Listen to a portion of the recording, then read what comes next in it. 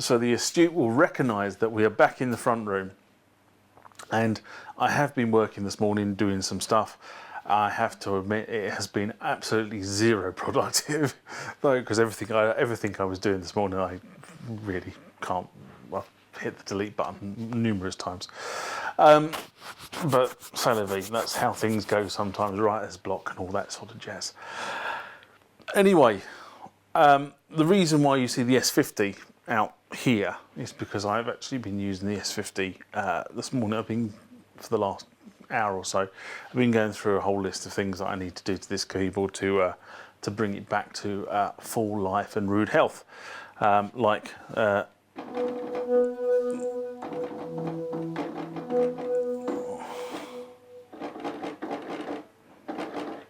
key doesn't work. So things like that, and also the tack switches, which are over here to actually instigate the loads and what have you.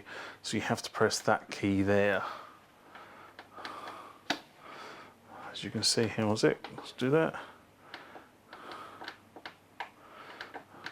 As you can see, the tack switch, there you go, to allow it to load. As you can see in the background, there you go, it's now loading. But the tack switches themselves aren't particularly well endowed, given the fact that the thing is 30 years old. I'm not surprised. In fact, actually what I did was earlier on I came across, while I was clearing out something, a price list dated 21st of April 1986. And if I look down the price list here, we have, with a star against it because it was new, the 61 note MIDI sampling keyboard S50 with price TBA. So there you go, 1986, that had just been released, so it is over 30 years old now. Anyway, I've been playing around with that this morning. I've also been playing around with some of the sample discs that came from Voice Crystal a little while back, which I haven't got around to sort of loading up and just listening to. So this one apparently is strings.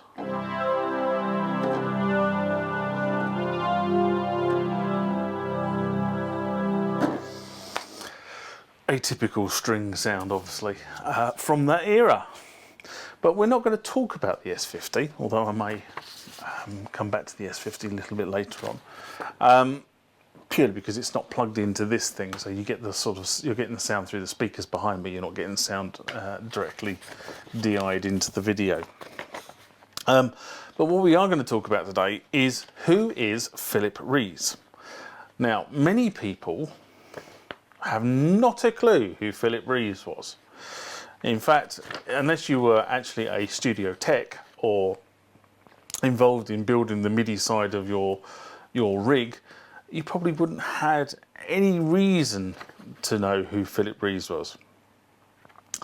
But Philip Rees made MIDI widgets. Okay, that's the only way I can describe what they did. They made lots of gadgets for MIDI that solved MIDI problems. So they made typically through boxes for MIDI. They made merge boxes for MIDI. They made MIDI to CV and MIDI to gate boxes. They made splitter boxes. So all the things that a musician on a budget might need, this company tended to make. Now I've got some in the studio. I've got some high-end gear. So I've got the A80, the 220, the 110. And a lot of what I need to do with MIDI in terms of splitting and routing and that sort of stuff, I can do on those boxes with absolutely no problems whatsoever. But what Philip Rees did is that Philip Rees made widget boxes that would literally plug and play. Okay, what they did, they had one purpose, and the purpose you bought them for was the purpose you used them for. So to give you an example, okay, or several examples here, that is a 2 MIDI stream merge. So effectively what you have is you have a MIDI coming in from source A, MIDI coming in from source B, and those are then merged through into this merged 2 outputs for a merged signal. So it takes A and it takes B and it merges them together, but it also gives you a through from A and a through from B. I'll come back to that one in a minute. Okay, so exactly what you wanted to do. So if you wanted to play two MIDI sources to be merged together to play on several instruments, and those MIDI sources could be that you were having, MIDI source 1 was playing tracks 1 to 5 and MIDI channels 1 to 5. MIDI source B was playing 6 to 10. And you might want to combine those through and throw them off to a sequencer or a tone module or whatever it happened to be. You could do it with that unit. This was an interesting one. So this was a multi-selector where you can have, again, it was a merge unit. Okay, but effectively what you could do is you could take 3 inputs and you could choose how they were merged through the selector. So you could have so you could have 1 and 2 going to A and B, all right? Or you could have 1 going to A and 3 going to B, or you could have 2 going to A and 3 going to B. So that was a sort of a routing device. So that was a merge device, didn't I? That's the routing device, that one. And then you had this unit here, which allowed you to actually stop or control certain aspects of the MIDI channel. So this unit here, as you can see, you have a MIDI in and you have a straight through at the bottom, so whatever comes in will go straight through there. And this second unit here would allow you to, on specific channels, actually perform certain functions. So you could mute it, you could mute the pitch bend, you could mute the control signals, you could mute the touch sensitivity. So all these elements on a channel, so there's a channel selector and there's your elements, could be muted, and that was applied to the second. So for argument's sake, if you didn't want any velocity control being sent to a particular tone module, you just wanted to play, then you could set the tone module up with a specific parameter for play, as in, you know, between 10 and 127, you might want it playing at, I don't know, 80 for argument's sake, in terms of where its sensitivity was. And it didn't matter how hard you hit the keys, it would always play at 80. That's the sort of thing you could use for that. Now this one is a 9 MIDI signal merger. Okay, look at that. So that would take 9 separate MIDI signals and merge them into one MIDI signal. And then we have a 1 to 10 through unit. There you go. So that's a splitter. That's splitting an incoming MIDI source out to 10 outgoing MIDI sources. So you get the drift of what sort of things they did. Now I personally had one of these, and when I was setting the studio up after I split up with my ex 4 or 5 years ago, I actually wanted one of these for specific reasons, and I couldn't find it. So I'm assuming this is still with my ex, or probably been gone to a car boot sale right now, because that seems to be where most of my stuff has gone. And effectively, what this allowed me to do was, when I was playing, I used to play 2 keyboards. Top keyboard, bottom keyboard, right? Much the way I've got the studio configured at the moment, but instead of having 3 tiers, I only had 2 tiers, because I couldn't afford 3 tiers at the time. And basically what I used to do is I used to use the bottom keyboard, and I used to have the MIDI routed through to the top keyboard, so I could play tones on the top keyboard from the bottom keyboard, and then routed on to a tone module which would also play different tones. So I was routing different signals from the bottom keyboard. But it also meant I could play the top keyboard, and I could have the top keyboard routed through to the tone module as well. So that's effectively what this unit allowed me to do. So bottom keyboard went in there, okay, and that was routed up to the top keyboard. Okay, so it played the top keyboard, and out through the merge channel on the middle there was out to the tone module. All right, and the top keyboard came in there. Because it only needed to play the tone module, it merged through to there and went off to the tone module. Very simple. Saved a lot of a headache. And the other great thing about this was it was externally powered. It had a power lead that came out of it, and you plugged it into the mains. Brilliant. So it needed its own power. Now, why, you say, did we need such widgety boxes? Well, very simple. And a lot of people sort of don't really understand this, because, you know, you plug MIDI cables into the back of keyboards and it just works. But MIDI is a complicated thingamy, And I use the word thingamy on purpose, because effectively what you have is on each MIDI cable, so a MIDI cable obviously is a DIN cable. Hang on a sec, I've got a DIN cable here, unplug it. So there's a DIN cable, that's a MIDI cable, right, okay, everybody knows one of those. And effectively on there are 16 digital channels, okay, 1 to 16, that's the MIDI channels. And a time code will be coming down that as well, okay, which is why it's very important for your studio to have a central time code. And you know, in days of old, we had BNC connectors to a master time clock, and everything routed to the master time clock, and everything was synced that way. Nowadays, probably less so. You'll use your computers, and your computer becomes the master time code. Hey, but I diverse from where I needed to be. So back in the day, what you would have is a time code, and you have a time code on here, and if you had 2 of these coming from different instruments, because obviously the way the MIDI standard works is if it has something going into the in, it will play on the keyboard and route through to the out. But if you played something on the keyboard, it goes out of the, it comes in on the in and routes to the through. And if you have played something on the keyboard, that goes out the out. So you effectively have 2 cables coming out of the back. I'm not going to split my fingers. 2 cables coming out of the back. Okay. One is the signal from the previous keyboard, and second is the signal from your keyboard. Now, if you want both those signals to then go to a tone module, like I used to do when I was playing, you can't just get the soldering iron out and splice the 2 cables together and hope it's going to work, because effectively you've got 2 digital signals running on these with a time code, and if the time code gets upset, then the MIDI will just bomb out. So what you have to have is you have to have something in the middle there that looks at what's coming in on cable A and looks at what's coming on cable B and combines them onto cable C, okay, which is a 3rd cable, which is your merge, effectively. And if you don't have that going on, which is what these things did, okay, everything would just crash and burn spectacularly. So, I mean, I can remember going to gigs years ago where the guys going, so can't you just sort of get soldering iron and solder? No, it doesn't work like that, guy. You know, you actually do have to have some sort of processing power in the middle there to actually determine, you know, which signal goes onto which channel and in which time code. And sometimes what you can end up with is if you've got 2 things hitting the same MIDI channel at the same time, you may find, although it'll be fractional, that the time code of one of those signals is just shunted backwards a bit so that it can actually go down the wire, and it all goes down the wire in like a serial progression, if you like. So that's what Philip Rees did. Unfortunately, as I said, when I came to set the studio up about 4 or 5 years ago, and I went looking for Philip Rees to go and buy some of these units, Philip Rees doesn't exist anymore.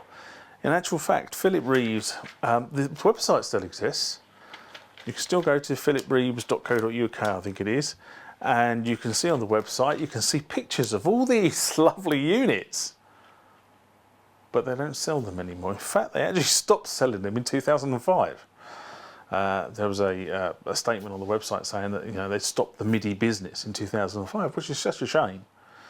But that was the sort of, and the statement then went on to say that it stopped the MIDI business in 2005 to concentrate on high-end computer music workstations, and there were several write-ups in magazines like Sound on Sound at the time saying these things were superb. And then about a year later they stopped selling those as well and closed the business down. So there probably wasn't the market they thought there was the market, and obviously for the MIDI devices in the mid-2000s, things were starting to shift to USB. Everyone was saying the MIDI standard was dead. Yeah, what a load of tooey that was, because everybody I know still uses MIDI, and not so much USB MIDI, but proper MIDI all the time. So, you know, well, they got that bit wrong, didn't they? Anyway, it closed down. So Philip Rees is no longer. And it goes back to one of my sort of age-old rants on the channel, which is, you know, manufacturers have sort of said that MIDI, or thought that MIDI is dead. It's not. It's live and living, and people are using it every day. And newer companies are now starting to spring up and fill that void, which is all good. But it means that some of the older companies who thought that, you know, that the standard was disappearing. Well, the answer is it's not. And it's even borne out by the fact that every new keyboard that gets supplied still has a MIDI in, a MIDI out, and possibly a MIDI through. So there you go. Is MIDI dead? Long live MIDI. Power to the people. Anyway, that's all I had. I was going to say. I said it wasn't going to be very long this week. I'm going to do some more mailbag after this because I've got so many questions from you guys. It is quite phenomenal how many questions you guys put on the channel, and I sort of have to sort of go through it. Now, one thing I will say about the sort of questions is I have no problem taking criticism on the channel. I will post people who are critical of things I say if I believe that they have a point. So I do that. But if you're downright rude, forget it, you will get blocked. Okay, no ifs, buts or maybes. If you're rude, it's only courteous. You know, I say things that I believe. If you don't believe they're right, put your point across, fair play. And the other thing is, and I've been getting this quite a lot recently, is people putting personal details in the question to me. And what I want to be able to do is I want to be able to answer your question, and if necessary, post links to other videos or post links to websites where you can get further answers. But if you post your personal details in the question, then I can't publish that. We have a new regulation in Europe, and it's called GDPR. And basically what GDPR is all about, data protection. So, and basically what it's saying is you can't hold data for somebody without their express wishes, and you can't publish data for somebody because that is now illegal.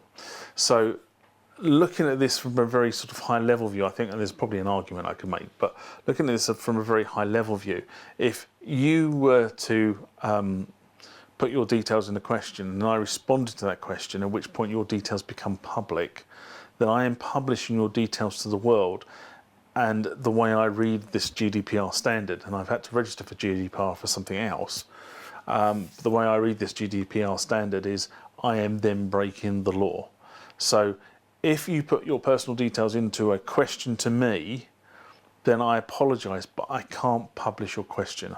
I can do a mailbag item about it, but I can't publish the response. So I apologise for it, but I make no apologies for not doing it. So if you want me to communicate with you or correspond with you, okay, there is an email address on the YouTube site. You can use that. But in questions, in open questions that are going to probably be published to the rest of the community that watch these videos, please do not put your personal details, because I can't publish them, and then I think people lose out on what you were trying to ask and the answer I was trying to give you. Other than that, I shall see you next week. Live long and prosper. So this is the point in the video where I turn around to you, my viewer, and say, if you enjoyed the content of this video, please give it a thumbs up. The way the Google and YouTube analytic engines work is that the more likes you get against a video, the more it gets promoted by YouTube and Google, and therefore more people with the similar interests to what you have and I have get to see this content. This channel is driven by my love of music technology. That's what it's called, the Music Tech Guy Thought. If you've got queries, want to ask questions about themes or issues I raise on this channel, please, please, please do. Put your comments into the comment section below the video, and I will try to address whatever issue it is you've raised or whatever question you've raised. If it's something to do with me making future videos in terms of how to do something on a particular piece of equipment I possess, please feel free to say that as well. I can't promise to make videos on all the requests I get, but I do have a jolly good go at making most of them. Around about here is the subscribe button. Again, to do with the YouTube and Google analytic process, the more subscribers the channel gets, the more the channel gets promoted, and the more people get to see the content that you have obviously just watched. If you want to see my latest video, it will be in one of these two boxes on this side of the screen. Also, there is a second box there, and that video will be chosen for you by YouTube based on your YouTube preferences. I look forward to the next time that we interact, and I do mean interact because I always enjoy reading your comments back to me. But for now, bye bye.